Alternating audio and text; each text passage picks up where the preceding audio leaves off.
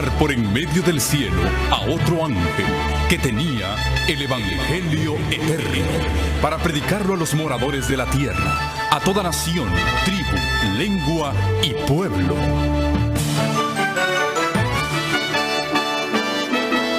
Con ustedes su programa cristiano con temas bíblicos de actualidad. Un programa que trae al mundo la verdad presente. Este es el Evangelio eterno.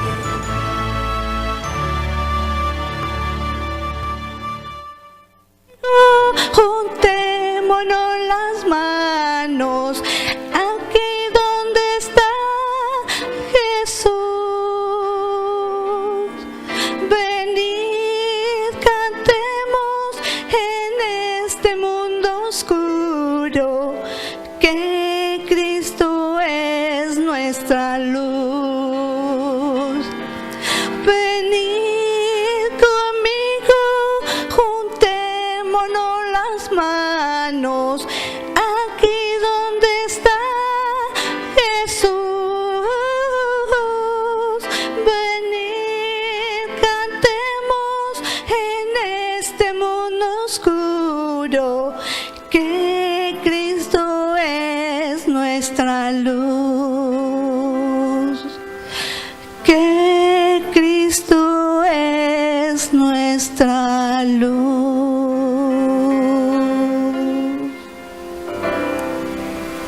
Amén.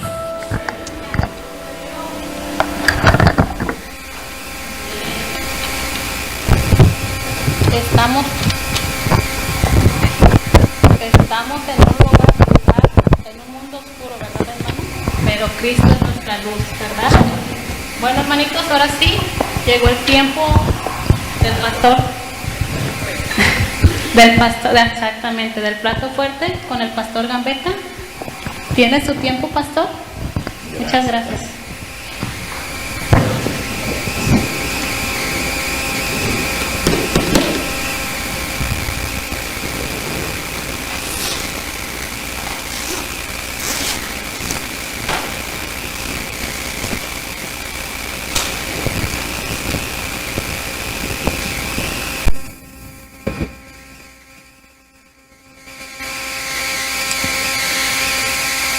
Muy buenas noches.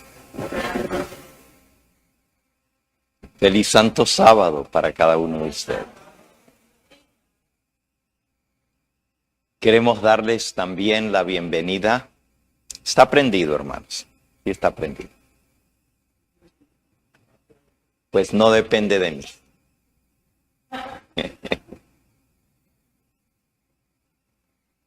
Queremos darles una cordial bienvenida a cada uno de ustedes, aunque ya se las han dado más de una vez. Pero yo quisiera agregar esta bienvenida a aquellos que se unen a nosotros a través de los medios de comunicación. Tenemos hermanos nuestros que se están uniendo en esta misma hora por todas las latitudes. Desde allá de Sudamérica, en Chile, en Argentina, Perú, Colombia, Venezuela, Ecuador, pero también en Centroamérica y en México, en la mayoría de los estados hay hermanos que nos están viendo. Sean todos muy cordialmente bienvenidos, además de aquellos que nos ven aquí en los Estados Unidos a través de los distintos canales de la red del Evangelio Eterno, que nos escuchan por las radios o que también nos ven a través de las redes sociales. Siéntanse como que estuvieran aquí con nosotros. Yo sé que ya hemos orado. Allí me postré yo junto con ustedes para orar. Pero si me permiten, me voy a encomendar en las manos del Señor. Aunque ya el hermano que oró, pues pidió que el Espíritu Santo esté sobre mí.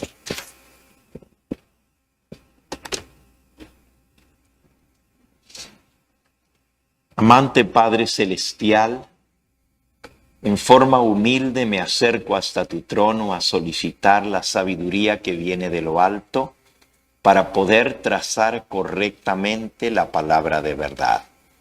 Me pongo en tus manos y te suplico que tu Espíritu Santo guíe mis pensamientos, mis palabras, la manera como se expresa tu verdad, para que haga impacto en nuestra vida.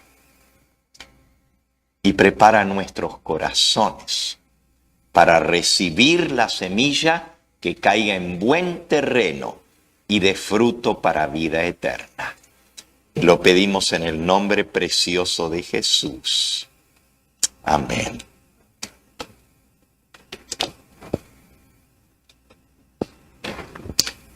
En nuestro primer tema, que fue el día de ayer, comenzamos a estudiar el importantísimo tema de lo que es el remanente, el concepto del remanente.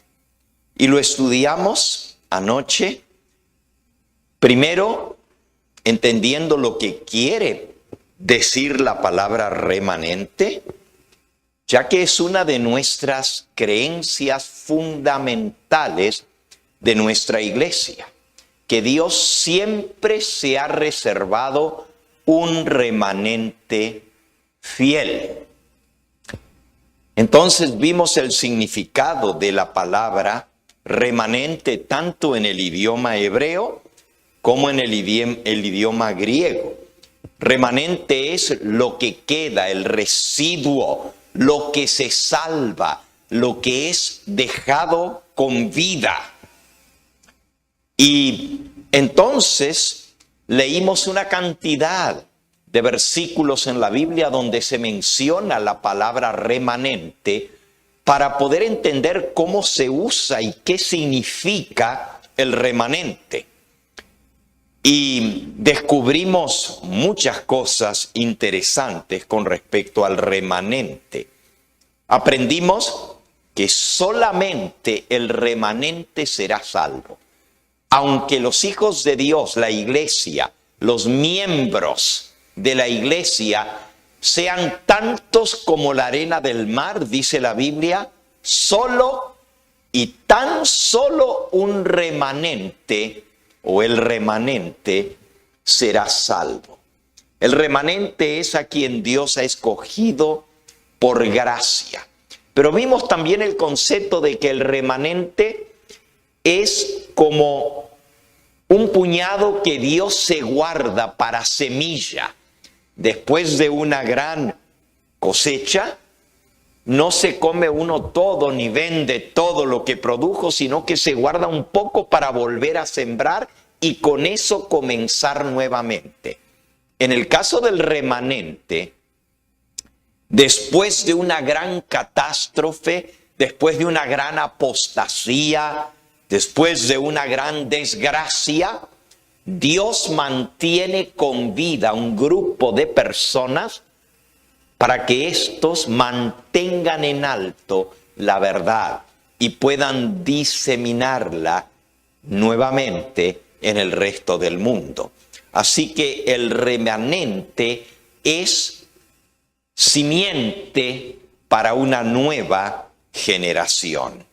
Aprendimos también que el remanente es el pueblo verdadero de Dios a lo largo de todos los siglos. Desde el principio, dice la mensajera del Señor, las almas fieles han constituido la iglesia aquí en la tierra. Y el remanente fiel es el único que Dios cuenta como pueblo suyo. Vimos que cuando una iglesia, por más santa, por más escogida que sea, por más alta que sea su profesión, lo que dice ser, si no es fiel a los mandamientos de Dios y a la misión que Dios le ha dado, Dios no puede trabajar con ellos. Y otros son buscados y tomados en cuenta para cumplir la misión de Dios. Dice aquí la mensajera del Señor, cuando una iglesia demuestra que es infiel a la palabra del Señor, a sus mandamientos y a la misión que Dios le ha encomendado, cualquiera sea la posición de la iglesia, por alta y sagrada que sea su vocación, el Señor ya no puede trabajar con ellas. Otros son entonces escogidos para llevar adelante el propósito de Dios. Y Dios trabaja siempre de esa manera. También vimos anoche cuáles son las características del remanente. Y aprendimos una cantidad de características que siempre caracterizan al remanente. Leímos algunos versículos muy importantes donde nos explican las características del remanente. Y finalmente vimos ejemplos en la Biblia. Los que quedaron del diluvio fue el remanente de Noé y su familia. Impresionante, de millones de personas que había en el mundo, solo quedaron 8. Pero sirvieron para mantener la verdad en alto. Pero con el tiempo también ellos, sus descendientes más bien, se corrompieron. Pero Dios se mantuvo siempre unos pocos fieles. Vimos que otra característica del remanente es que no son muchos. Son pocos. Jesús dijo, y lo podemos leer en San Mateo, en el capítulo 7, Mateo capítulo 7, versículo 13. Entrad por la puerta estrecha, porque ancha es la puerta y bien ancho, espacioso el camino que lleva a la perdición, y muchos son los que andan por él. Pero estrecha es la puerta y angosto el camino que lleva a la vida, y pocos son los que la hallan. Y él habló también diciendo, no temáis, manada pequeña, porque a vosotros le ha placido al Padre daros el reino de los cielos. Los fieles serán pocos comparado a los que se pierdan. Pero también en la iglesia, no todos los que están como miembros de la iglesia son parte del remanente. Por eso remanente quiere decir los que quedan, los fieles. Y Dios trabaja a través de ellos. Vimos muchos ejemplos del remanente a lo largo de la historia.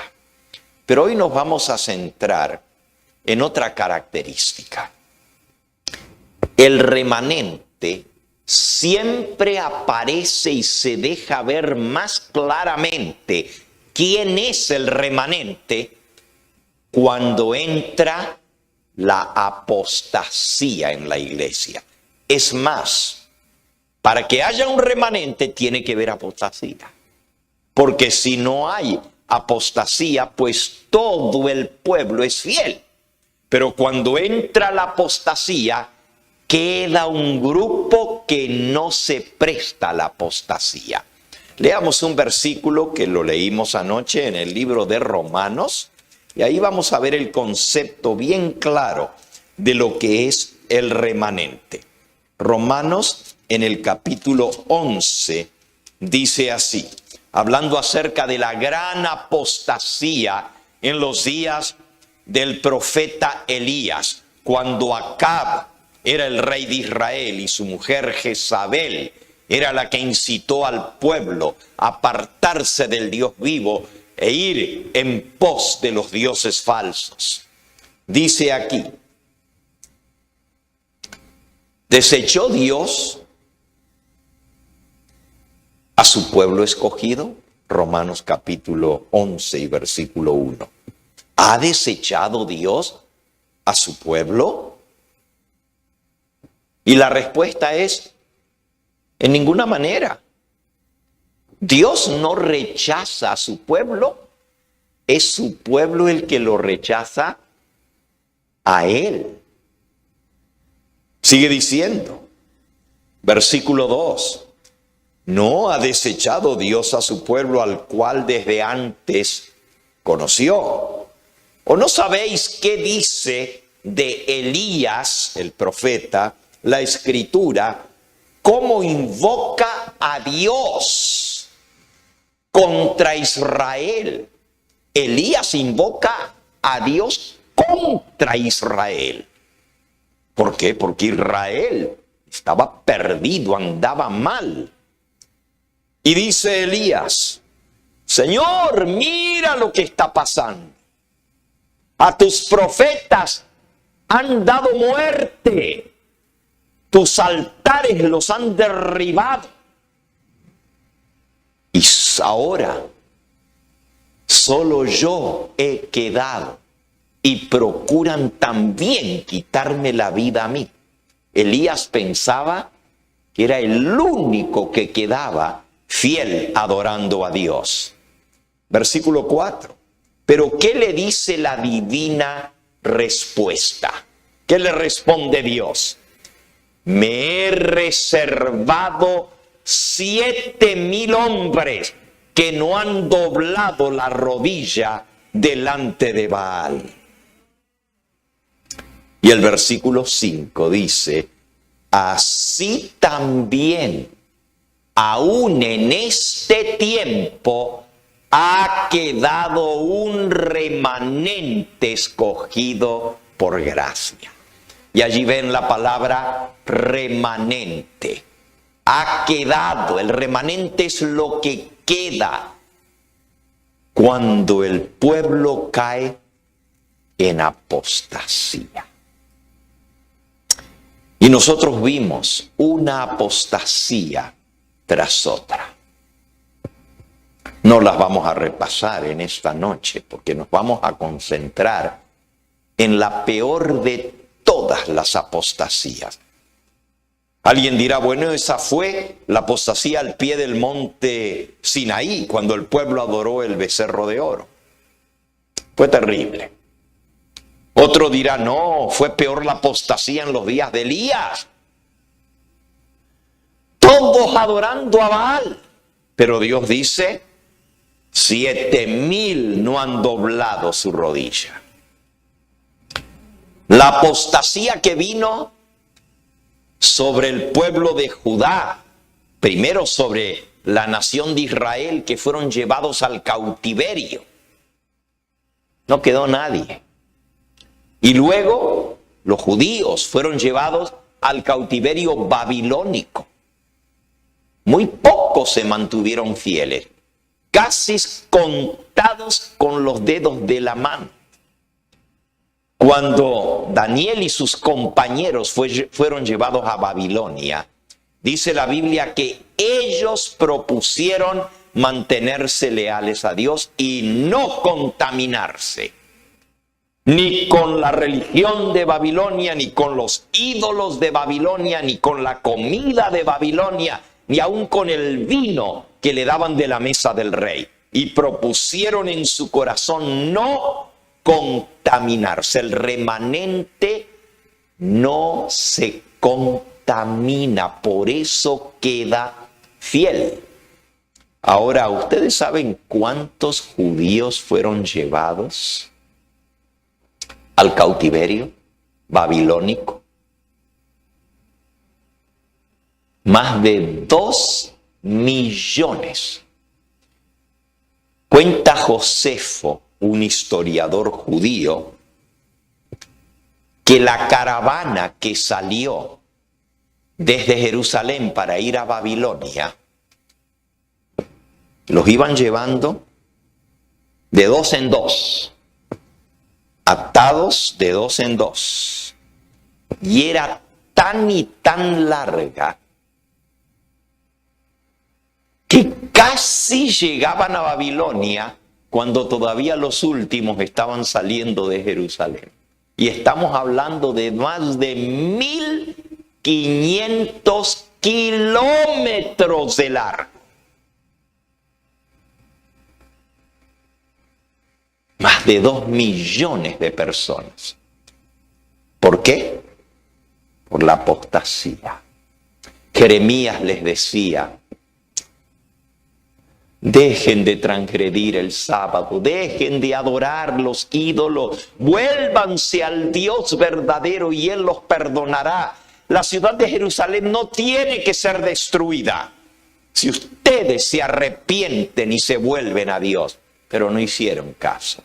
Y por eso a Jeremías se le llama el profeta llorón, porque se paró en una de las colinas alrededor de Jerusalén a ver cómo el ejército de Nabucodonosor llevaba cautivos a los judíos y cómo quemaba la ciudad y el santuario, y lloró y lloró y lloró, porque podría haber sido evitado.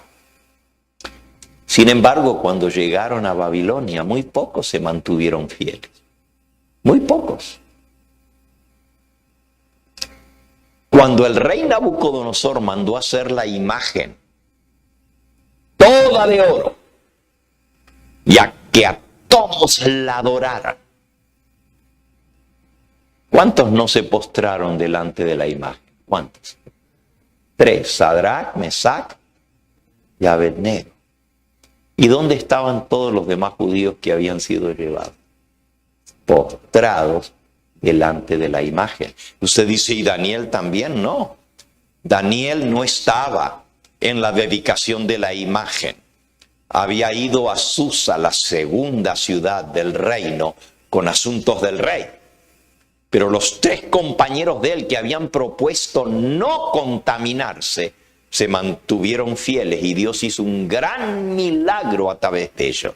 Y ahí podemos ver la idea del remanente, los que quedaron fieles a Dios. Anoche leíamos cómo del retorno del cautiverio, de más de 2 millones de personas que fueron llevadas, arrastradas a Babilonia, más de 2 millones de personas. Y luego se multiplicaron en 70 años que estuvieron en Babilonia y se duplicaron en 4 generaciones. Casi 5 millones de judíos había en Babilonia. Pero cuando regresaron del cautiverio, solo 50,000 personas volvieron. El remanente es el que regresa, el que se mantiene fiel al Señor. Muy triste la historia. Y aunque reconstruyen el templo, y los que volvieron se mantuvieron leales a Dios, con el correr de los años, otra vez cayeron en la apostasía. Habían aprendido su lección de no adorar ídolos. Ya nunca más se iban a postrar delante de un ídolo. Y habían aprendido la verdad de guardar el sábado. Pero se hicieron tan fanáticos y estrictos los judíos después del retorno de Babilonia, que pusieron cientos de reglas con respecto al sábado para que no fuera transgredido. Reglas humanas, no reglas de Dios. Y con respecto a la idolatría, de igual manera. En la época de Cristo, porque eso fue después del cautiverio, unos 500 años más tarde nació el Señor Jesús. Se encontró con una nación estrictamente guardadora del sábado, estrictamente adoradora, entre comillas, adoradora del Dios verdadero, porque no adoraban ídolos, pero realmente se adoraban a sí mismos. El orgullo que tenían como nación, se creían superiores a los demás, los llevó a estar ciegos con respecto a Cristo. Y finalmente la nación entera se perdió. Jesús contó esta historia en el libro de Mateo nuevamente. Mateo en el capítulo 21. Y rápidamente les leo esta historia, parábola de Jesús. Versículo 33 en adelante. Oíd otra parábola. Hubo un hombre, padre de familia, el cual plantó una viña, la cercó de vallado, cavó en ella un lagar, edificó una torre y la arrendó a unos labradores y se fue lejos. Una viña cercada con vallado, con un lagar, con una torre. Esa es una historia que los judíos conocían porque está en el libro de Isaías en el capítulo 5. Y era una parábola que la viña representa a la casa de Israel, al pueblo escogido de Dios. Cuando Jesús comenzó a contar la historia, todos los judíos sabían que estaba hablando de la parábola de la viña del profeta Isaías, porque es palabra por palabra. Pero miren, Jesús ahora le añade otra parte a la historia. En la parábola de Isaías decía, esperaba que diera buenos frutos la vid escogida y en lugar dio uvas silvestres y agrias. ¿Qué va a hacer el dueño de la viña? Pues la va a cortar y va a poner otra porque esa no sirve. Esa era la parábola del profeta Isaías, porque el pueblo había caído en la apostasía. Pero ahora Jesús pone al día la historia y le agrega algunos detalles. Sigo con la historia. Cuando se acercó el tiempo de los frutos, versículo 34, envió sus siervos a los labradores para que recibiesen sus frutos. Cuando se rentaba un terreno para cultivar, el dueño del terreno hacía un trato con los labradores. Ellos no eran los dueños del terreno, pero en lugar del labrador cultivarla él, la arrendaba, o sea, la alquilaba la tierra, como se hace hasta el día de hoy. Y ustedes saben que allá en México, en los ejidos, se arrienda la tierra y se va mitad y mitad. El dueño agarra la mitad, porque la tierra es de él, y el que la trabaja, pues se queda con la otra mitad de los frutos. Cuando llegó el tiempo de los frutos, mandó a sus siervos a que recibiesen la parte que les tocaba a ellos. Mas los labradores, tomando a los siervos, a uno golpearon, a otro mataron y a otro apedrearon. ¿De qué está hablando Jesús aquí? De los profetas que les mandó. Y cómo los golpearon y los mataron y los apedrearon. Sigue la historia. Versículo 36. Envió de nuevo otros siervos, más que los primeros, e hicieron con ellos de la misma manera. Finalmente, les envió a su hijo, diciendo, tendrán respeto a mi hijo. Mas los labradores, cuando vieron al hijo, dijeron entre sí, este es el heredero. Venid, matémosle y apoderémonos de su heredad. Y tomándole, le echaron fuera de la viña y lo mataron.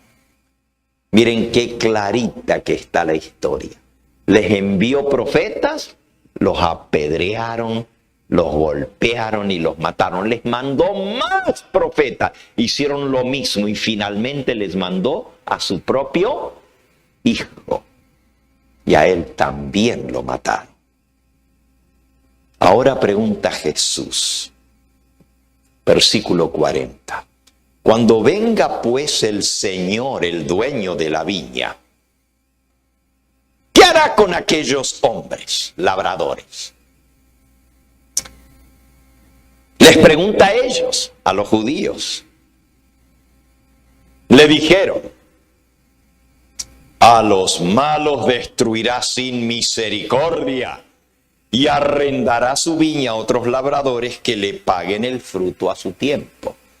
Y Jesús les dice: ¿nunca leísteis en las Escrituras: la piedra que desecharon los edificadores ha venido a ser cabeza del ángulo?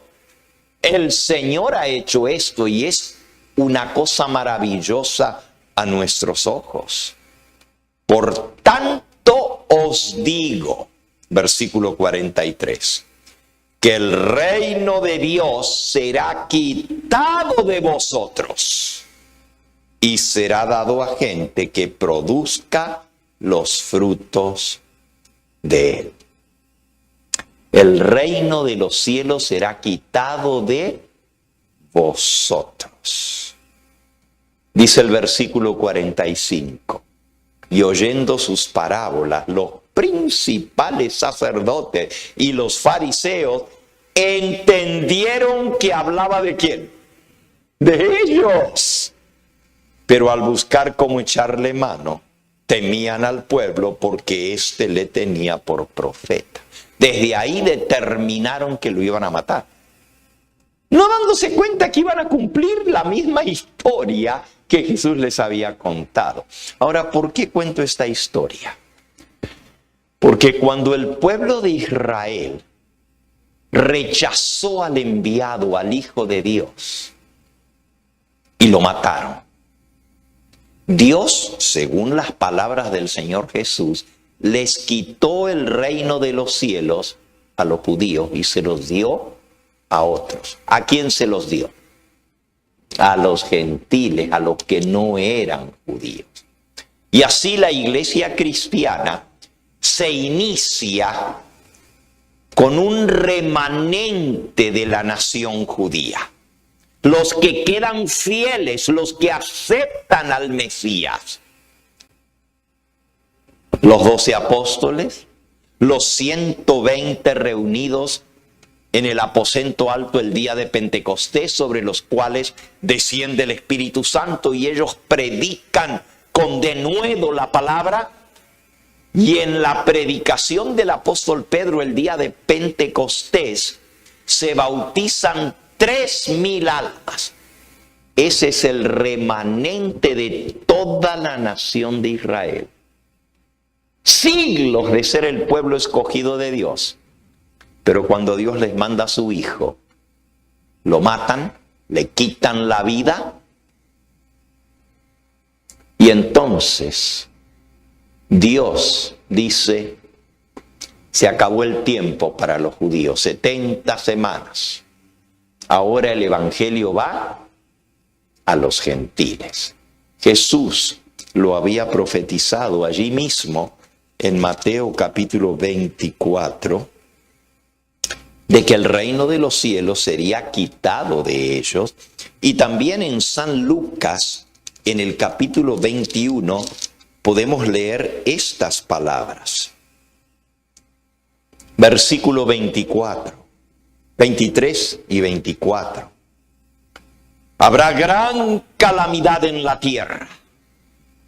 Ay de las que estén encintas y de las que críen en aquellos días, porque habrá gran calamidad en la tierra e ira sobre este pueblo, y caerán a filo de espada y serán llevados cautivos a todas las naciones, y Jerusalén será hollada por los gentiles hasta que los tiempos de los gentiles se cumplan. Así que había un tiempo para la nación judía y se les acabó el tiempo, y ahora Dios le da un tiempo para los gentiles hasta que el tiempo de los gentiles se cumpla. De ese remanente que dice Pablo, Dios no desechó a su pueblo porque yo soy judío. Prueba de que Dios no nos desechó, pero quedó un remanente como en los días de Elías, también en sus días Dios se guardó un remanente fiel, y de ese remanente vino la iglesia cristiana. La iglesia cristiana comenzó con el remanente judío. Jesús había dicho: he venido a las ovejas perdidas de la casa de Israel. Y cuando les dijo: quédense en Jerusalén hasta que venga sobre vosotros el Espíritu Santo. Esto está en Hechos, capítulo 1 y versículo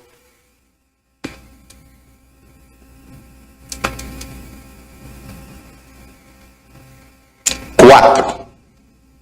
Estando juntos después de su resurrección, les mandó que no se fuesen de Jerusalén, sino que esperasen la promesa del Padre, la cual les dijo: oísteis de mí. Porque Juan ciertamente bautizó con agua, mas vosotros seréis bautizados con el Espíritu Santo dentro de no muchos días. Y luego dice en el versículo 8: y recibiréis poder cuando haya venido sobre vosotros el Espíritu Santo, y me seréis testigos en Jerusalén, y en toda Judea, y en Samaria, y hasta lo último de la tierra. El plan de Dios era: comenzamos con Jerusalén, luego con Judea, la nación judía, y luego con Samaria. Es interesante porque los primeros que fueron bautizados después de los judíos fueron los samaritanos. Eso está en el libro de Hechos, en el capítulo 8. Y recibieron el Espíritu Santo también los samaritanos. Y el evangelio pasó de Samaria luego a todas las demás naciones, a los gentiles. Y así se regó la semilla del evangelio. Con el remanente que Dios se guardó, volvió a ser la siembra para que se esparciese la semilla de la verdad. ¿Qué pasó con la iglesia cristiana apostólica de los primeros siglos? El libro de Hechos llega hasta el apóstol Pablo. Cuenta la historia de Pablo y sus viajes misioneros y cómo el evangelio comenzó a cundir y a llevarse por muchas naciones, muchas ciudades y muchas provincias del Imperio Romano. Pero ¿qué pasó después de la muerte de los apóstoles? Aún antes de eso, el primer mártir cristiano fue Esteban. Ustedes se recuerdan, fue apedreado fuera de Jerusalén. El primer apóstol en ser muerto y murió como mártir fue Santiago, el hermano de Juan. ¿Se acuerdan?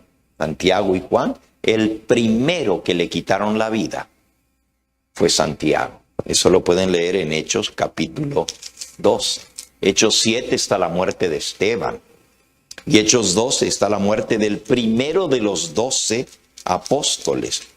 Dice Hechos 12: en aquel tiempo el rey Herodes echó mano a algunos de la iglesia para maltratarlos y mató a espada a Jacobo, hermano de Juan. Eso está en Hechos 12, versículo 2. Jacobo o Santiago, hermano de Juan, fue pasado a espada, es decir, fue acuchillado. Y dice el versículo 3, y viendo que esto había agradado a los judíos, procedió a prender también a Pedro. El próximo que iba a caer iba a ser ¿quién? Pedro. Ustedes conocen la historia.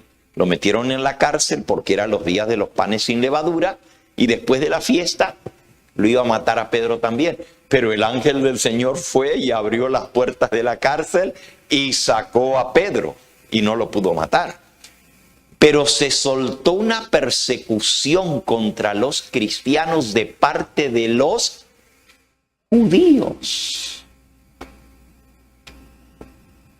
Saulo, que era miembro del Sanedrín,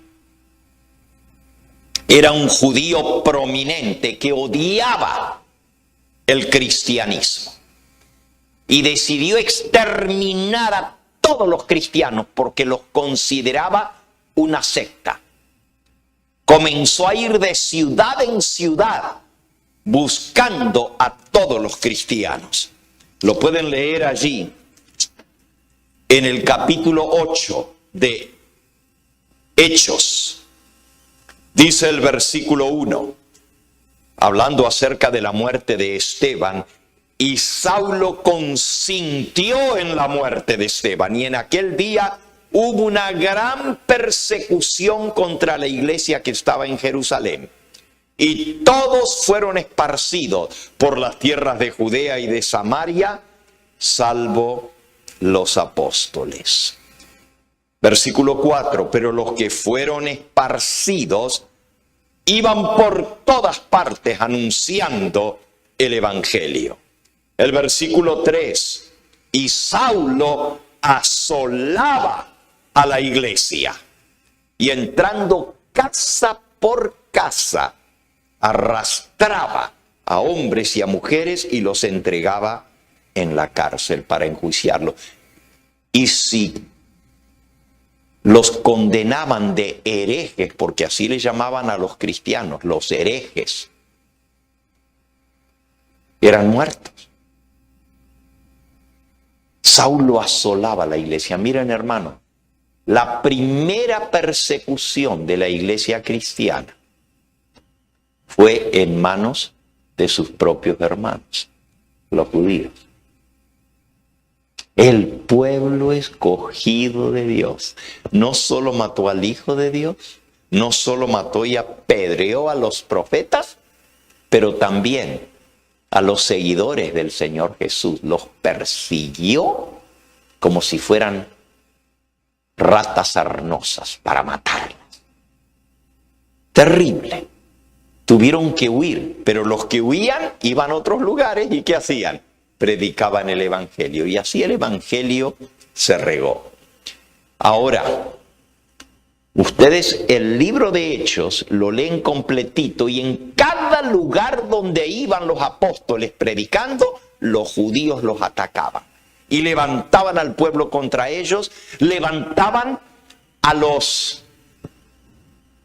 romanos contra ellos, los acusaban falsamente de ser los que creaban tumulto en el pueblo, los acusaban de que ellos no aceptaban al César, al emperador romano, porque ellos tenían a otro a quien obedecían, que era Jesús. Miren, hermanos, el primer siglo de la iglesia cristiana fue muy terrible. El diablo quería aplastar la verdad desde el mismo momento que había surgido. No quería permitir que se regara la verdad de que Cristo era el verdadero Mesías, el Hijo de Dios. Fueron perseguidos por los judíos los entregaban en manos de las autoridades romanas para que los mataran, como hicieron con Jesús. Y finalmente los mismos romanos comenzaron a perseguir a los cristianos. En los primeros siglos del cristianismo hubo 10 persecuciones imperiales. Imperiales me refiero por el Imperio Romano, decretadas esas persecuciones por el mismo emperador romano. Las primeras dos persecuciones fueron por el emperador Nerón y luego por el emperador Domiciano. La primera persecución generalizada fue durante el reinado de Nerón. Nerón era un emperador excéntrico, megalómano, narcisista. Acusó a los cristianos de haber prendido fuego a la ciudad de Roma. Él era un piromaníaco, como esa gente que andan aquí en California prendiendo fuegos para ver cómo se quema. Así era Nerón. Pero mandó a prender fuego en 3 lugares distintos la ciudad de Roma, la capital. Se quemó más de la mitad de la ciudad de Roma. Y cuando todos comenzaron a decir que había sido el emperador se quitó el golpe diciendo, no, fueron los cristianos. Así lo reportan 2 historiadores romanos, uno se llama Tácito y el otro Suetonio. Y los 2 historiadores concuerdan en decir que había sido Nerón el piromaníaco. Él fue el responsable de la primera persecución contra los cristianos. Por cierto, él también fue el que le quitó la vida al apóstol Pedro. Y también el que mandó a la muerte al apóstol Pablo, el emperador romano Nerón.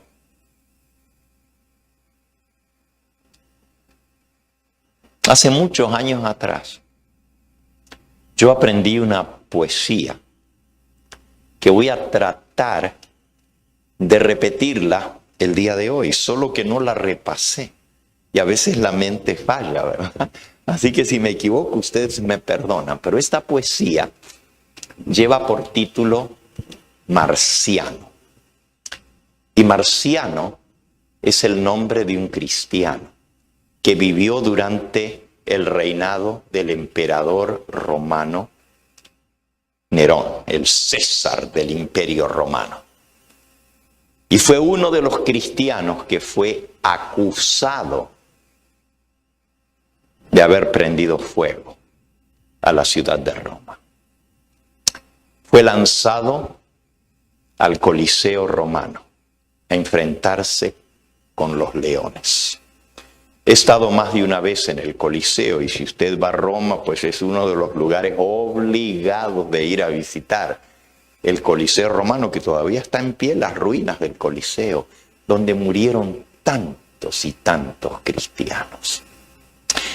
Y en honor y en recuerdo de tantos hermanos nuestros que derramaron su sangre allí en el Coliseo, voy a tratar de recordar esta poesía, Marciano.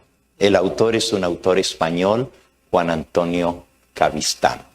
Y dice así: mal cerradas las heridas que recibiera ayer tarde en el tormento, presentóse en la arena sostenido por 2 esclavos, vacilante y trémulo. Causó impresión profunda su presencia. ¡Muera el cristiano! ¡El incendiario! ¡El pérfido! Gritó la multitud con un rugido por lo terrible, semejante al trueno.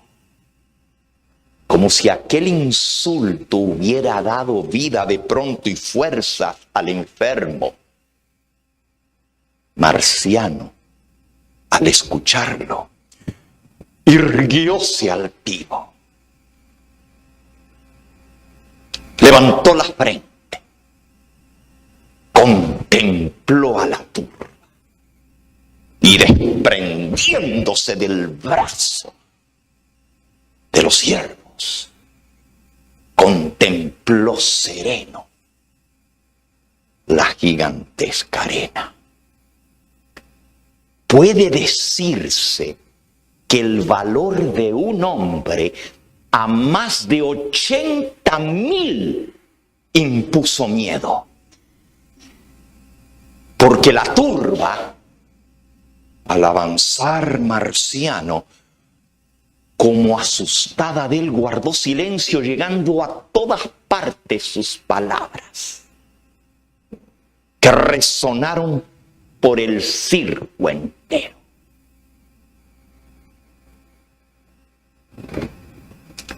César, le dijo, miente quien afirma que a Roma he sido yo quien prendió fuego. Si esto me hace morir, muero inocente. Lo juro por mi Dios que me está oyendo. Pero si mi delito es ser cristiano, haces bien en matarme, Nerón, porque es cierto, creo en Jesús, practico su doctrina y la mejor prueba que en él creo es que en vez de odiarte, te perdono y al morir por mi fe, muero contento. No dijo nada más. Tranquilo y reposado, acabó su discurso al mismo tiempo que un enorme león entraba al circo, su rizada melena sacudiendo. Avanzaron los dos, uno hacia el otro. Marciano, los brazos cruzados sobre el pecho. La bestia, echando fuego por los ojos y su ancha boca con deleite abriendo. Llegaron a encontrarse frente a frente. Se miraron los dos. Y hubo un momento en que el león turbado parecía, cual si en presencia de hombre tan sereno, rubor sintiera el indomable bruto de atacarlo, mirándolo indefenso. Duró la escena muda largo rato. Mas al fin, del hijo de la selva, la fiereza venció. Lanzó un rugido, se arrastró lentamente por el suelo y de un salto cayó sobre su víctima. En estruendoso aplauso rompió el pueblo, brilló la sangre, se empapó la arena y de la lucha en el furor más fiero, Marciano en un grito de agonía dijo: "Te perdono, Nerón". Gritó de nuevo. Aquel grito fue el último. La zarpa del feroz animal cortó su aliento. Y allí acabó la lucha. Al poco rato, ya no quedaba más que unos ropajes rotos y extendidos sobre un cuerpo también roto y deshecho. Una bestia bebiendo sangre humana y una plebe frenética aplaudiendo. La historia de Marciano. Cuando pensamos en lo que los cristianos pasaron, los primeros siglos, fueron 10 persecuciones imperiales. La segunda persecución fue bajo Domiciano, emperador romano. Muchos mártires. Podríamos mencionar varios de ellos por nombre. Simeón, obispo de Jerusalén, que fue crucificado. Flavia, hija de un senador romano que se había hecho cristiana, murió en Roma. Esas primeras 2 persecuciones imperiales, la de Nerón y la de Domiciano, fueron en el primer siglo. La de Nerón del 64 al 68, 4 años. Y la de Domiciano del 81 al 96. Duró 15 años la persecución contra los cristianos. Y después de estas primeras 2, en el segundo siglo, hubo 8 persecuciones imperiales más. La de Trajano, la de Marco Aurelio, tengo las fechas de las persecuciones, la de Séptimo Severo, la de Maximino. Esa duró poco, 1 año solamente. Pero luego vino la de Decio, que duró 10 años. Valeriano, Diocleciano, que también duró 10 años la persecución. Y finalmente la de Juliano, el apóstata. En enero del año 250, Decio publicó un edicto imperial por el que se requería que todo ciudadano quemara incienso o sacrificara en honor del emperador. La efigie del emperador, su estatua, se ponía en todas las ciudades del Imperio Romano, y los ciudadanos del Imperio Romano tenían que venir a jurar lealtad al emperador en presencia de un oficial romano, quien les extendía un certificado de conformidad. Se llamaba el libellus, el certificado de conformidad.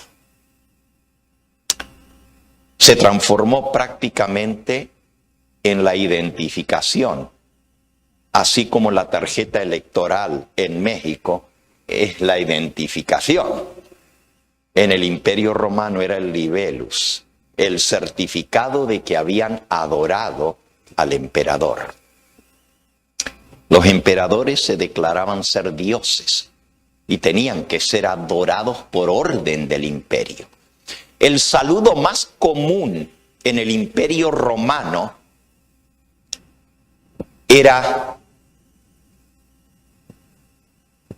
César eiston Curios.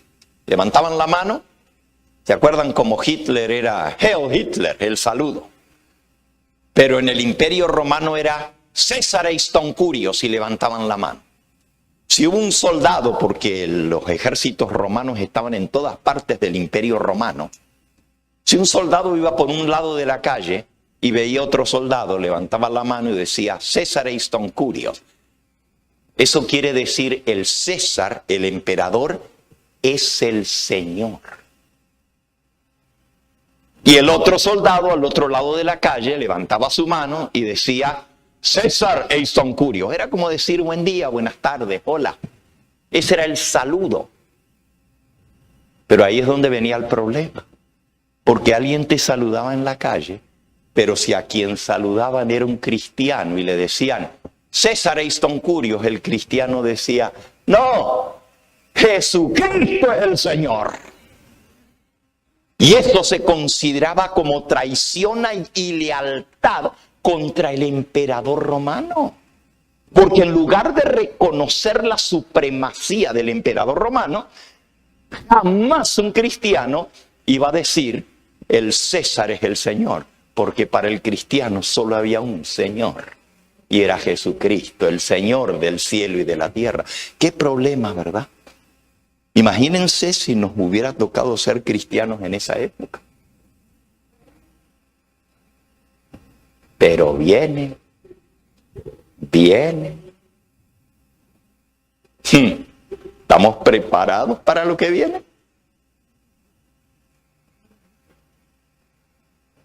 10 persecuciones imperiales. Pero hermanos,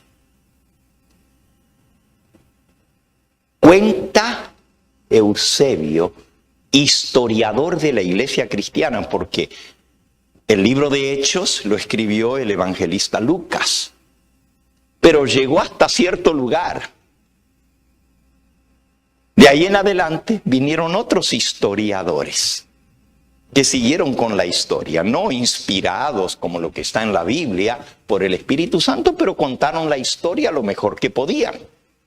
Y uno de esos historiadores dice que bajo Diocleciano, que fue el último emperador que persiguió a los cristianos, porque después de Diocleciano el que tomó su lugar fue Constantino el Grande. Hubo otra persecución unos 30 años después de Constantino en manos de Juliano el Apóstata, porque se había hecho cristiano y luego apostató y comenzó a perseguir a los cristianos. Pero la última persecución generalizada fue la de Diocleciano. Y cuenta este historiador, Eusebio, que era tanto los cristianos que eran sacrificados, que los verdugos tenían que tomar turnos para volar el hacha, porque les cortaban la cabeza con un hacha. Y les dolían los brazos de tantas cabezas de cristianos que rodaban por el suelo, que tenían que hacer turnos. Millones de cristianos murieron en esas persecuciones. Pero el mismo historiador dice que los cristianos oraban para que no cayera el imperio romano. Pero ¿y cómo si los estaban matando y persiguiendo? Porque conocían la profecía del apóstol Pablo y de los demás apóstoles, que decía que después de que fuera quitado el imperio romano, vendría algo mucho más terrible que el imperio pagano. ¿Y ustedes saben cuál era? ¿Cuál era más terrible que los emperadores romanos? Vamos a leerlo. Está en Segunda de Tesalonicenses, capítulo 2. Segunda de Tesalonicenses, capítulo 2. Dice el versículo 1 en adelante.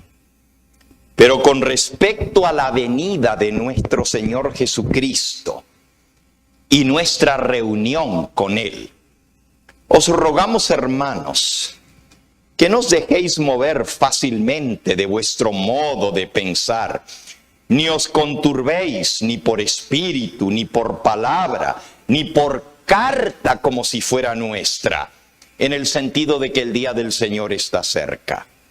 Nadie os engañe en ninguna manera, porque no vendrá ese día del Señor sin que antes venga ¿qué? La apostasía. Versículo 3. No vendrá el Señor sin que antes venga la apostasía y se manifieste el hombre de pecado, el hijo de perdición, el cual se opone y se levanta contra todo lo que se llama Dios o es objeto de culto, tanto que se sienta en el templo de Dios como Dios, haciéndose adorar o pasar como si fuera Dios. ¿No os acordáis, dice Pablo, que cuando yo estaba todavía con vosotros os decía esto? Y ahora vosotros sabéis lo que lo detiene, a fin de que a su debido tiempo se manifieste. Porque ya está en acción el misterio de la iniquidad, solo que hay quien al presente lo detiene, hasta que él a su vez se ha quitado de en medio. Había algo que estaba deteniendo la venida del hombre de pecado, del hijo de perdición. Así le llama Pablo. El apóstol Juan le llama el anticristo. Y en el Apocalipsis se le llama la bestia. Pero había algo que estaba deteniendo para que no se manifestara el hombre de pecado, el hijo de perdición. Y Pablo dice, vosotros sabéis lo que lo detiene, a fin de que a su debido tiempo se manifieste, porque ya está en acción el misterio de la iniquidad, solo que hay quien al presente lo detiene, hasta que él a su vez se ha quitado de en medio. Había algo que tenía que ser quitado primero para que el misterio de iniquidad surgiera en su plenitud. Ya estaba en acción el misterio de iniquidad, solo que había algo que tenía que ser quitado de en medio, porque lo que tenía que ser quitado de en medio era que cayera el imperio romano pagano, los emperadores romanos, porque mientras hubiera un emperador sentado en el trono que se estaba haciendo adorar como si fuera Dios, no podía venir otro que tomara su lugar. Solo que el que iba a venir, dice aquí, se va a sentar en el templo de Dios, es decir, en la misma iglesia cristiana, y se va a hacer adorar como si fuera Dios. Y si los emperadores romanos perseguían y mataban a los cristianos, este otro iba a ser 100 veces peor. Los cristianos oraban tal como el apóstol Pablo les había enseñado. Orad por los reyes, orad por el emperador. Y los cristianos oraban que no cayera el imperio romano, porque una vez que cayera el imperio romano, iba a venir el hombre de pecado, el hijo de perdición, la apostasía. ¿Y saben ustedes lo que es la apostasía? ¿Quién es un apóstata? ¿Qué es un apóstata? Un apóstata es alguien que ha estado en la verdad y la abandona. Le da la espalda a la verdad. Eso es lo que significa apostatar, abandonar la verdad. No puede ser un apóstata alguien que nunca ha estado en la verdad. Solamente puede apostatar uno que ha estado en la verdad. Y el apóstol Pablo profetizó: antes que venga el Señor va a venir la apostasía y se va a levantar el hombre de pecado que se va a sentar como si fuera Dios en el mismo templo de Dios que es su iglesia, y se va a hacer adorar como si fuera Dios dentro de la iglesia cristiana. Bueno, hermanos, por eso los cristianos oraban para que no cayera el imperio romano, porque sabían que venía algo peor, y lo peor iba a ser el anticristo, la bestia, el hombre de pecado, el hijo de perdición, la sucesión de pontífices romanos que iban a perseguir a todo aquel que defendiera la verdad. ¿Por qué? Porque antes de que apareciera el hombre de pecado, tenía que venir la apostasía. Y ahora vamos a aprender cómo entró la apostasía en el mundo cristiano. Miren, el tiempo que los cristianos estaban siendo perseguidos, hubo muy poca apostasía. Yo no digo que nadie se apartó de la verdad, porque en la misma Biblia dice, Demas me ha dejado y se ha ido al mundo. Himeneo e Hipólito, que eran de los nuestros, han dado la espalda al Señor y se han vuelto al pecado. Había apóstatas que abandonaban la fe, pero eran contados por poquitos. ¿Por qué? Porque el cristianismo en general, para ser cristiano había que mantenerse fiel y leal. A ver, me voy a explicar. Si tú eras cristiano en los primeros siglos del cristianismo, tú sabías que si te bautizabas y aceptabas a Cristo como tu Señor, lo que te esperaba era ¿qué? La persecución y posiblemente, casi en su mayoría, el martirio y la muerte. Porque eso era lo que había. ¿Te haces cristiano? A ser perseguido. No era un emperador loco como Nerón que persiguió, eran todos los emperadores.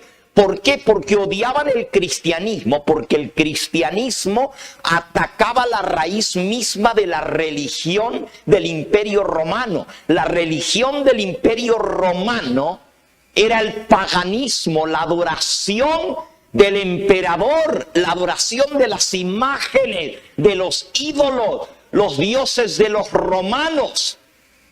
Y el cristianismo le daba en la maceta a la religión pagana. La destruía. El que aceptaba el cristianismo abandonaba la religión pagana. Y el Imperio Romano se daba cuenta que al seguir creciendo el cristianismo y extendiéndose por todo el Imperio Romano, ponía en peligro la misma institución del imperio, al emperador, porque el emperador era Dios que tenía que ser adorado, y la lealtad al Imperio Romano se mostraba adorando al emperador.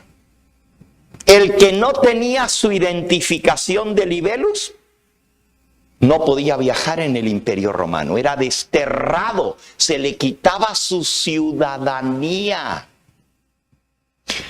Entonces, ¿cómo hacían? La mayoría de los cristianos no adoraban al emperador.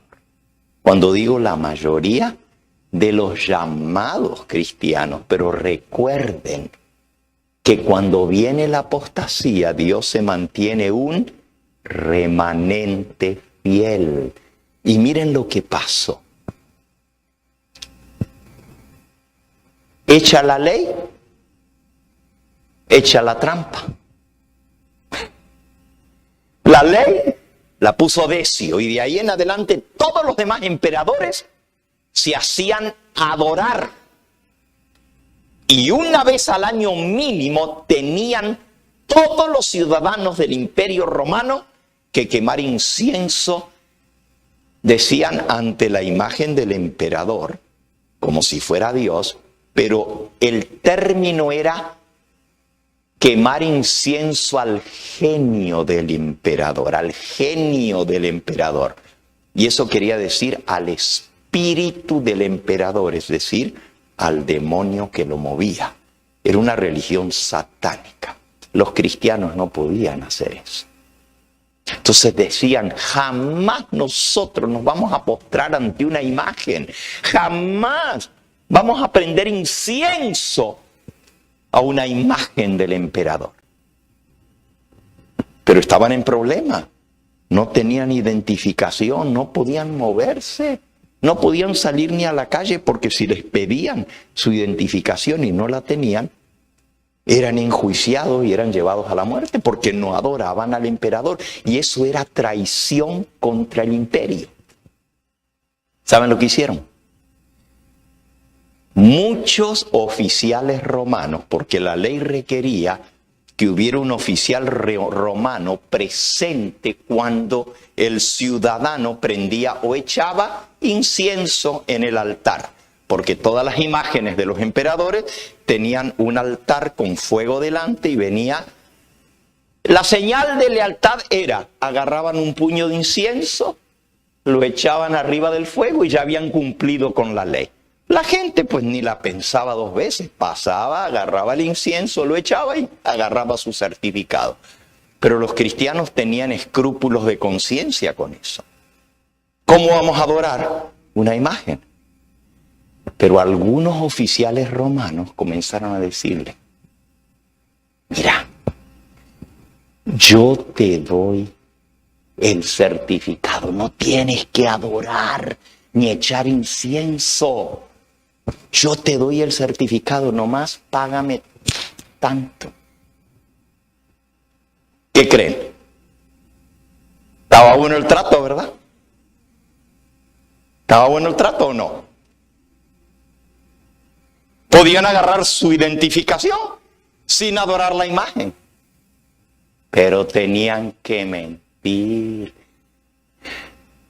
Tenían que decir que habían adorado al emperador cuando en realidad no lo habían hecho. Y si hay un mandamiento que dice no te harás imágenes y no las adorarás, hay también un mandamiento que dice no levantarás falso testimonio, no mentirás. Pero muchos cristianos se fueron en la patinada. Y comenzó a haber miles y miles, hasta millones de cristianos, porque ya para el tercer siglo y principios del cuarto siglo, que fue la última persecución de Diocleciano, había millones de cristianos en el Imperio Romano. Hasta en la casa del César había cristianos. En el palacio de Roma había gente cristiana.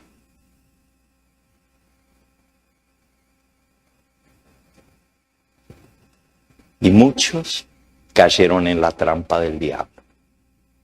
Porque no podían tener un cargo público si no tenían su identificación de lealtad al imperio. No podían tener un negocio, no podían sacar una licencia, no podían comprar una propiedad, no podían viajar si no tenían el certificado. Y dijeron, pues no se puede vivir. Pues lo compro. Y parecía muy sencillo, simplemente compro el certificado. Pero eso implicaba una mentira, porque el certificado decía, yo certifico que fulano de tal ha mostrado señal de lealtad al emperador y ha prendido incienso al genio del emperador. Y ellos presentaban eso. Y era una mentira. Ah, mis hermanos.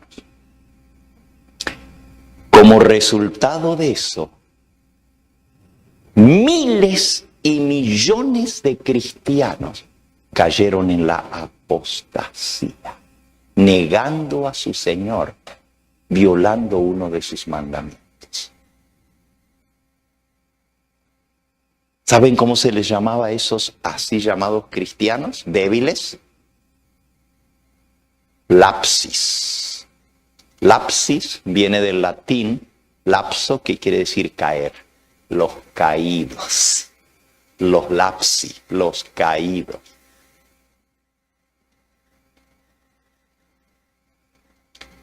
Pero había muchos que no querían irse de la iglesia cristiana. Somos cristianos, no hicimos nada malo. Pero los que eran genuinos decían no. No tuvieron el valor de dar su vida por Cristo. Ser cristiano significa estar dispuesto a morir antes que negar al Señor. Y si ustedes dicen, César eiston curiot, César es el Señor, entonces, ¿qué es Jesús para ustedes? Si la Biblia dice que nomás hay un Dios y un solo Señor, Jesucristo, un solo Señor. Y si el César es el Señor, fue lo mismo que hicieron los judíos. ¿Qué le dijeron a Pilato? Cuando él les dijo, les presento a Jesús, el rey de los judíos, respondieron, no tenemos más rey que a César. Negaron al Dios del cielo, negaron a Jesús. Y lo mismo estaban haciendo los cristianos, diciendo que su Señor era el César.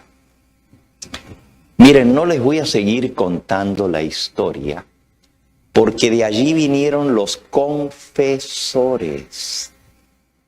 ¿Saben lo que eran los confesores? Los cristianos que se habían mantenido fieles habían sido puestos en death row, en la cárcel esperando ser ejecutados, porque los iban a matar. Pero de pronto cae Diocleciano. 10 años de persecución. Millones de cristianos muertos y otros millones que habían lapsado. Lapsado quiere decir habían caído. Pero ahora de pronto viene Constantino y le gana la guerra y depone a Diocleciano. Y ahora él llega al trono. Y lo primero que hace Constantino el Grande, en el mes de enero del año 313, él subió al poder en el 212. Ahí terminó Diocleciano, el emperador. Constantino, el próximo emperador, pasa un decreto en enero del 313. Y ese decreto se conoce como el decreto de tolerancia religiosa de Constantino. ¿Y cuál era el decreto? En el Imperio Romano no más persecución. Coartó la persecución y dio libertad al cristianismo. Claro, hay una historia que la mayoría no cree que sea cierta, pero puede tener algo de cierto. Constantino iba a su lucha contra Diocleciano. Va cruzando un puente y en medio del puente dice que vio una señal. El sol estaba en todo su esplendor. Él era adorador del dios Sol, que era el dios principal entre los romanos. Por eso todos los emperadores se les ponía un sol detrás. ¿Han visto ustedes cómo a los santos se les pone el sol detrás? Ya les voy a explicar de dónde viene eso. El emperador Constantino ve el sol, pero de pronto ve que una nube cruza enfrente del sol y lo opaca, lo cubre, como un eclipse, pero no es un eclipse, es una nube, pero lo interesante de esta se le llama la visión de Constantino en los libros católicos, la visión de Constantino. La nube tenía forma de cruz. Y él escucha una voz, según la historia, desde el cielo, que le dice, en este signo vencerás. Y el signo era el sol opacado por la nube en forma de cruz. Por eso hasta el día de hoy, la cruz de Constantino o la cruz católica tiene una cruz y un sol detrás. ¿La han visto? Una cruz con un sol, los rayos del sol detrás de la cruz. Constantino entendió que tenía que vencer uniendo el paganismo con el cristianismo. El paganismo, el símbolo era el dios sol. El cristianismo, el símbolo era la cruz. Pero el cristianismo tenía que eclipsar, que cubrir al paganismo. No eliminarlo, sino cubrirlo.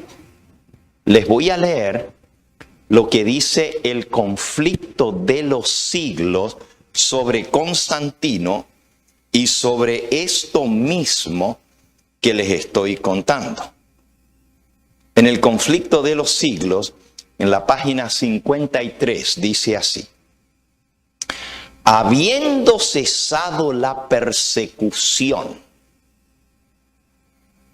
porque Constantino dio el decreto de tolerancia religiosa, y habiendo penetrado el cristianismo en las cortes y palacios, la iglesia cristiana dejó a un lado la humilde sencillez de Cristo y de sus apóstoles por la pompa y el orgullo de los sacerdotes y gobernantes paganos, y sustituyó los requerimientos de Dios por las teorías y tradiciones de los hombres. Y ahora viene la conversión nominal de Constantino. Nominal quiere decir que se convirtió en cristiano de nombre, nominal. Después de ver eso, peleó en el nombre de la cruz y ganó, y llegó a ser emperador, y ahora se hace cristiano. Y la conversión nominal de Constantino a principios del siglo IV, en el 312 se convierte en el 313, pasa el decreto de tolerancia religiosa.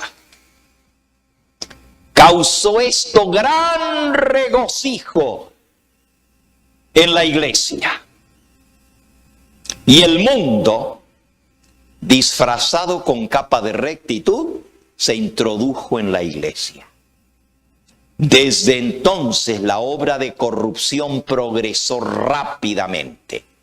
El paganismo, que parecía haber sido vencido, porque ahora el emperador era cristiano, llegó a ser el vencedor. Su espíritu dominó la iglesia.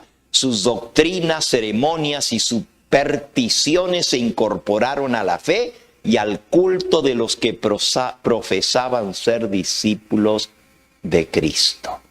¿Qué hizo Constantino? Unir las dos grandes religiones del Imperio Romano, el cristianismo con el paganismo. Fíjense qué interesante. En el 313 da el edicto de tolerancia religiosa, haciendo del cristianismo una religión ahora oficial en el Imperio Romano, reconocida, no más persecución. Los cristianos estaban felices y llegaron a ver a Constantino como su libertador, porque ya no tenían que dar su vida. Este es el que nos vino a libertar. Los líderes de la iglesia buscaron amistad con el emperador, que ahora era cristiano. Y el emperador, ni lerdo ni perezoso, les abrió las puertas.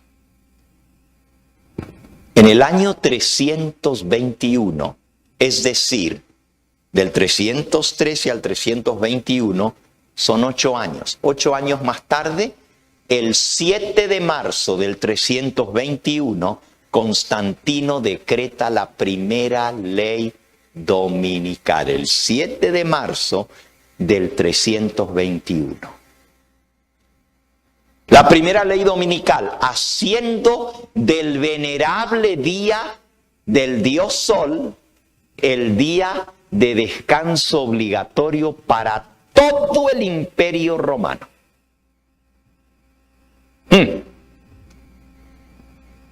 ¿Qué día guardaban los cristianos?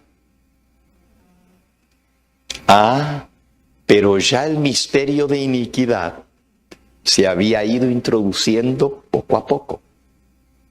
Había algunos cristianos, especialmente, y tengo las citas de la historia de Eusebio y de Sócrates, el historiador, dos historiadores de la iglesia cristiana, que dicen que todos los cristianos del Imperio Romano celebraban los cultos el sábado, según el mandamiento de Dios, con excepción de los cristianos de Roma y Alejandría, dos ciudades del Imperio Romano, que lo celebraban en domingo en honor a la resurrección de Cristo.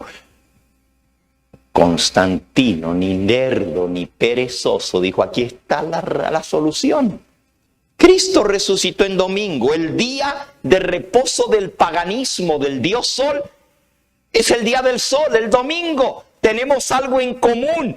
Hagamos del domingo el día de descanso para todo el Imperio Romano y vamos a tener contentos a los paganos que están acostumbrados al domingo, y vamos a tener contentos a los cristianos, especialmente los de Roma y Alejandría, pero ahora por decreto los de todo el mundo, para que guarden el domingo en honor de la resurrección de Cristo. Y así se introduce la primera ley dominical.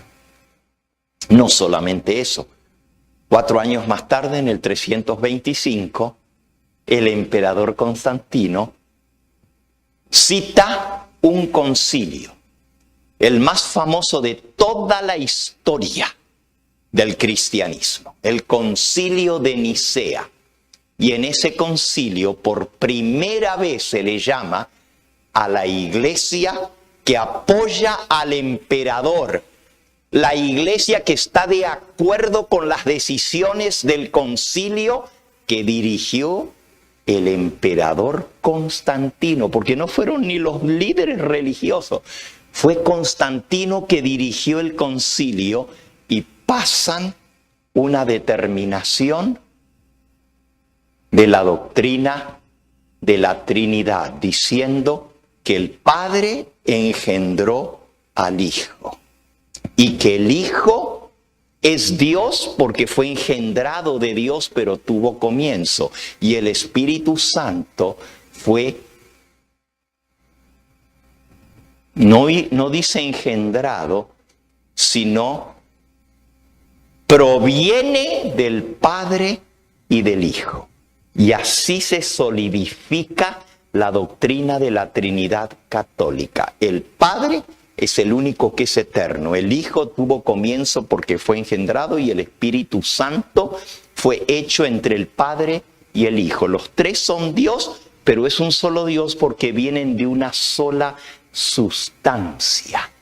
Y esta doctrina, que se conoce como el Credo de Nicea, tiene que ser aceptada por todos los cristianos del Imperio Romano para pertenecer a la iglesia del emperador. ¿Y cuál es la iglesia del emperador? La universal, porque el imperio es universal. ¿Y cómo se dice universal en el idioma latín? Católico.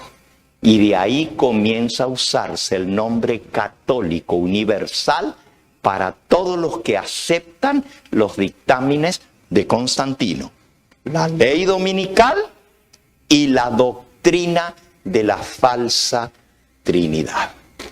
Y usted dice: pastor, pero ¿no creemos nosotros en la Trinidad? No en la Trinidad católica. El tiempo se nos fue. Quería terminar explicándoles de dónde vino la gran apostasía. Ya vimos de dónde vino el domingo. No hemos visto de dónde vino la adoración de las imágenes, pero se lo pueden imaginar. Todas las imágenes que tenían los paganos y las iglesias que tenía el Imperio Romano para los dioses paganos, ahora se transforman en iglesias cristianas. Y miren, de ser una religión perseguida y exterminada el cristianismo, o se buscaba de exterminarla, en menos de un siglo, desde Constantino en el 325 hasta unos 50 años más tarde, se transforma en la religión oficial del Imperio Romano. El paganismo se decreta por Teodosio el Grande, el emperador romano, como delito de Estado en el 394. Y en el 395 el cristianismo llega a ser la religión oficial de todo el Imperio Romano, el cristianismo católico. ¿Se sorprenderían ustedes si yo les diría que Dios se mantiene un remanente fiel? Mañana vamos a estudiar de ese remanente fiel cuando viene la apostasía. Y quiénes fueron y cómo se mantuvieron leales en medio de esa terrible apostasía.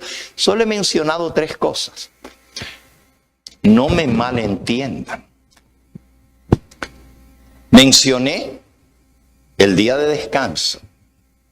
Se hizo a un lado el mandamiento de Dios, que santifica el sábado desde la creación del mundo para poner el primer día de la semana, el culto al dios Sol de los paganos.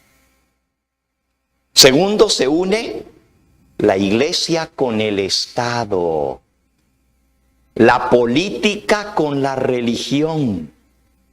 Y la iglesia cristiana se transforma en la religión oficial del Imperio Romano. Con Constantino, él es el que dirige ahora la iglesia. Él es el que cita los concilios, pero el que le paga a los obispos y a los pastores por todas partes del imperio para que vengan al concilio. Les paga el viaje, les paga la estadía, les da la comida, los hospeda en los palacios imperiales y ahora llegan a ser grandes los dirigentes cristianos que antes eran perseguidos y les tocaba morir por defender su verdad. Ahora el emperador los invitaba a su palacio y dormían en sus camas. Ahora eran famosos y la pompa y el orgullo y la soberbia llenan el corazón de los humildes cristianos, como acabamos de leer. Los que habían sido humildes, cambió totalmente todo, porque el diablo dijo, fíjense cómo trabaja Satanás, los voy a exterminar. Comenzó con Saulo de Tarso, matando el primer cristiano, a Esteban, y de ahí el primer apóstol, y de ahí siguió y siguió y siguió. Los voy a exterminar. Pero cuanto más los mandaba a matar, más se regaban. Tertuliano, uno de los fieles que se mantuvo allá por el año 200, escribió, más los matan, más se multiplican. La sangre de los cristianos es semilla. La riegan y más crece. Y así, tristemente, el diablo dice, ¿no puedes contra ellos? Únete a ellos.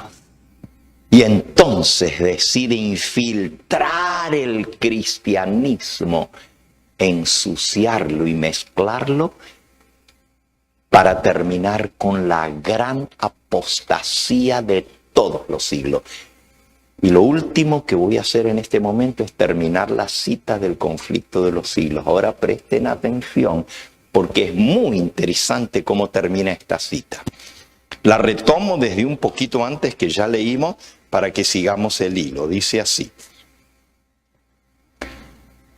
Habiendo cesado la persecución y habiendo penetrado el cristianismo en las cortes y los palacios, la iglesia dejó a un lado la humilde sencillez de Cristo y de los apóstoles por la pompa y el orgullo de los sacerdotes y gobernantes paganos, y sustituyó los requerimientos de Dios por las enseñanzas y tradiciones de los hombres. La conversión nominal de Constantino a principios del siglo IV causó grande regocijo entre los cristianos, y el mundo, disfrazado con capa de rectitud, se introdujo en la iglesia. Desde Constantino en adelante, la obra de corrupción y apostasía progresó rápidamente. El paganismo, que parecía haber sido vencido, vino a ser el vencedor. Su espíritu dominó la iglesia, sus doctrinas, ceremonias y supersticiones se incorporaron a la fe y al culto de los que profesaban ser discípulos de Cristo.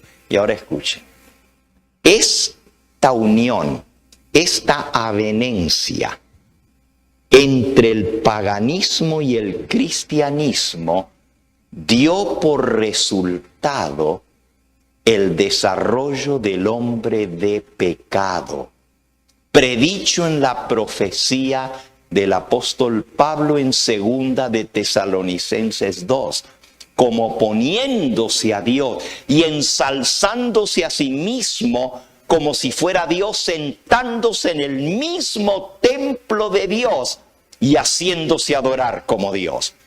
Este gigantesco sistema de falsa religión que une la política con la iglesia es la obra maestra del poder de Satanás.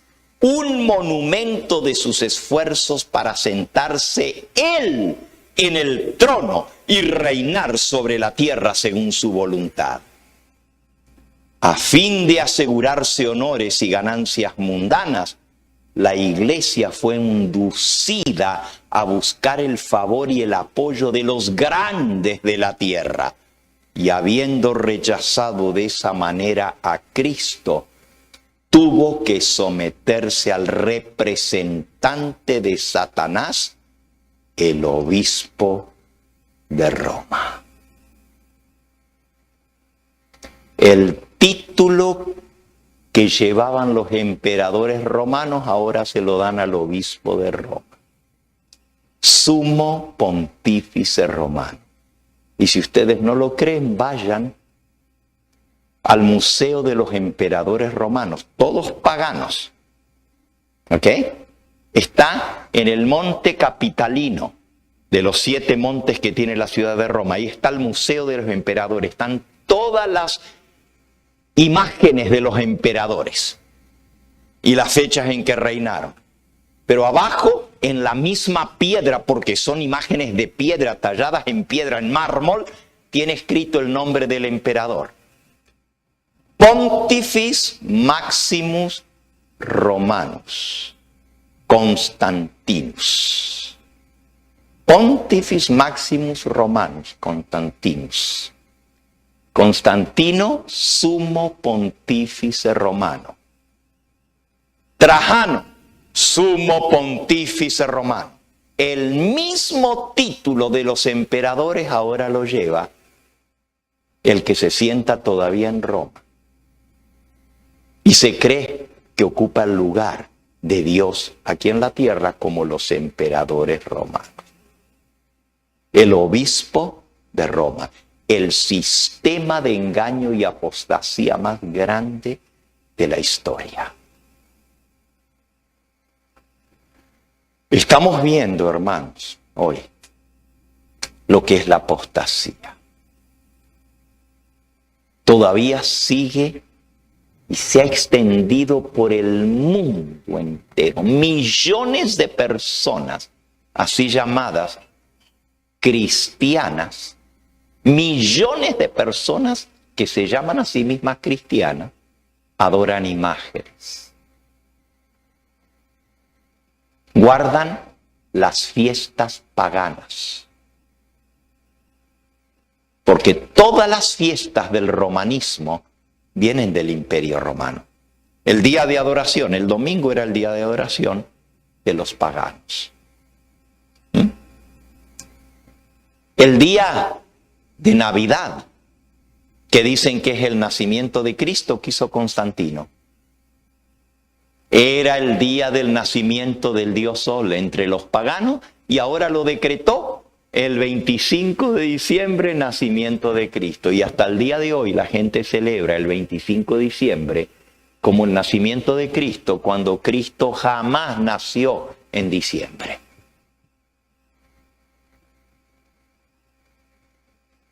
Y no le sigo. El día de todos los santos y de todos los difuntos era el día romano de todos los dioses y de todos los muertos. Porque los muertos eran los que llegaban a ser dioses después de la muerte. 1 y 2 de noviembre. Fiesta católica. 15 de agosto, el día de la Asunción de la Virgen, era el día de la Asunción de la diosa romana, Afrodita, cuando es elevada como reina del cielo. Y así todas las fiestas romanas ahora se celebran en el mundo cristiano. Terrible apostasía. Por eso la Biblia dice, salid de ella, pueblo mío. Dios tiene hijos suyos en ese gran sistema falso, pero Dios les llama a salir y a unirse con el remanente fiel. Y mañana vamos a ver la historia de aquellos que prefirieron morir antes que someterse a Roma. Morir. Y no es uno ni dos. Primero morían por el Imperio Romano, por ser leales a Cristo. Pero ahora, por ser leales a Cristo, eran muertos por los emperadores sumos pontífices romanos, por la misma iglesia romana que perseguía a los así llamados herejes y disidentes. Y vamos a hablar de ellos mañana.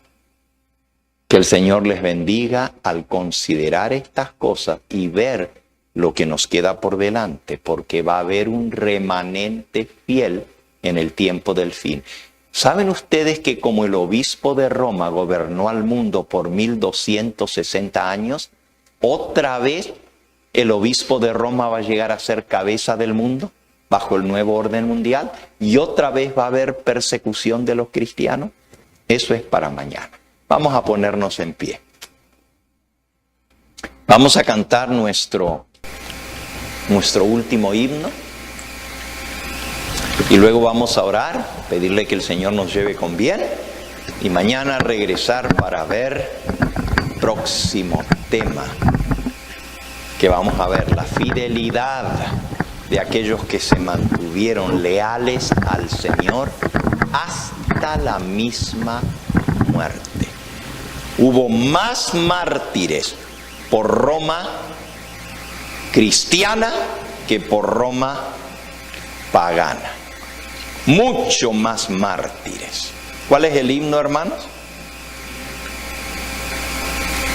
¿Cuál es el himno? 478.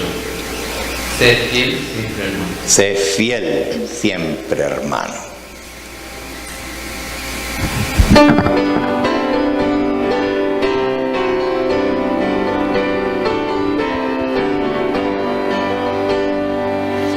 Sé fiel siempre, hermano. Sé fiel siempre, hermano, Jesús volverá. La espera se acerca al final. Pronto estarás junto a Él más allá, cantando su himno triunfal. Hermanos, sé fiel, permanece leal al Hijo de Dios que mostró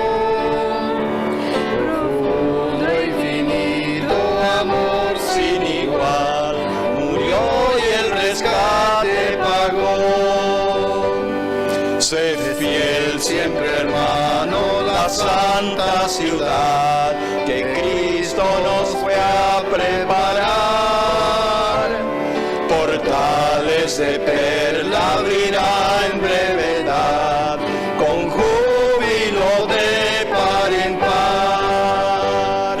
Entonces sé fiel, poco resta aquí de tanta amargura y dolor.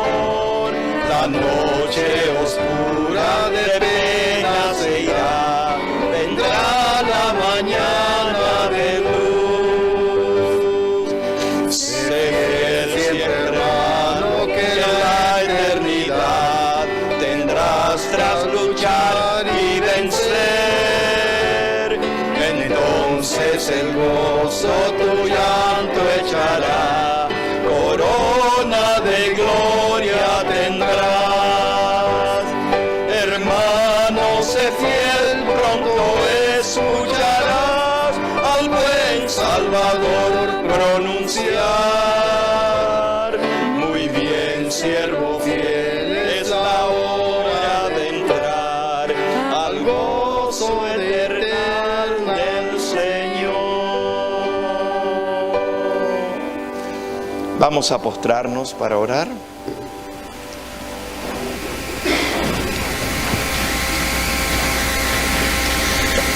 Amante Padre y Dios nuestro, al leer lo que tu palabra enseña con respecto al gigantesco sistema falso de apostasía que se introdujo entre la iglesia así llamada cristiana, nos damos cuenta, Señor, que hay millones de almas alrededor del mundo que han sido emborrachadas con el vino de la fornicación de la gran ramera. Nos damos cuenta que nosotros tenemos que mantenernos fieles y proclamar el mensaje final, denunciando a Babilonia y sus doctrinas falsas, llamando al mundo a salir de contacto con el error, la mentira y la falsedad para servir al único Dios verdadero. Ayúdanos a mantenernos fieles. Ayúdanos a pelear por esta verdad que tú una vez diste a los santos, para que podamos tener esa corona eternal y las puertas de perlas se abran delante de nosotros, tal como dice tu palabra en Isaías 26:2. Abrid las puertas, dirá el Señor, y entrará la gente justa, guardadora de verdades. Nosotros queremos ser parte de ese remanente final. Despídenos con tu bendición. Bendice a los que a través de los medios de comunicación han escuchado el mensaje y han tomado la decisión de mantenerse fieles hasta el mismo fin. Te lo pedimos en el nombre precioso de Jesús. Amén. Amén.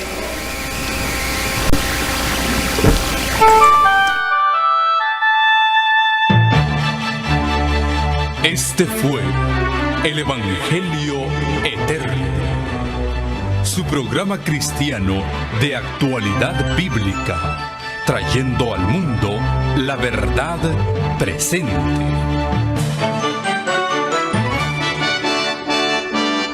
Y vi volar por en medio del cielo a otro ángel que tenía el Evangelio Eterno, para predicarlo a los moradores de la tierra, a toda nación, tribu, lengua y pueblo.